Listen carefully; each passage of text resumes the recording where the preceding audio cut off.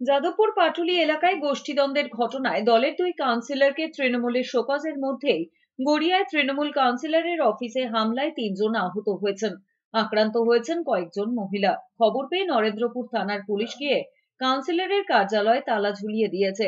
রাজপুর সোনারপুর পুরসভার 1 নম্বর ওয়ার্ডের কাউন্সিলর পিন্টু দেবনাথের কার্যালয় গড়িয়া স্টেশন সংলগ্ন ট্যাক্সি স্ট্যান্ডে। প্রত্যেক দিনই এলাকার বাসিন্দারা বিভিন্ন সমস্যার কথা জানাতে যান। সেখানে লাঠি বাঁশ নিয়ে আচমকা হামলা চালায় কয়েকজন। হামলাকারীরা এলাকার তৃণমূল কর্মী বলেই পরিচিত বলে অভিযোগ। ভেঙে দেওয়া হয় অফিসের চেয়ার টেবিল। ঘটনার সময় অফিসে কাউন্সিলর পিন্টু দেবনাথ ছিলেন না, তবে তার 3 অনুগামীকে বেধড়ক মারধর করা হয় বলে অভিযোগ। তৃণমূলের গোষ্ঠীদ্বন্দ্বের জেরেই এই হামলা বলে অভিযোগ। ঘটনার জেরে এলাকায় উত্তেজনা ছড়িয়ে পড়ে। পার্টি অফিসে আমাদের পার্টির ছেলেরা এসে বসেছে, মা ক্যান্টিনে যারা আমাদের যুক্ত মহিলারা তারাও ছিল। সেই সময় এই সব যারা ইলিগাল অ্যাক্টিভিটিস করে তারা অফিসে অতর্কিত আক্রমণ করে।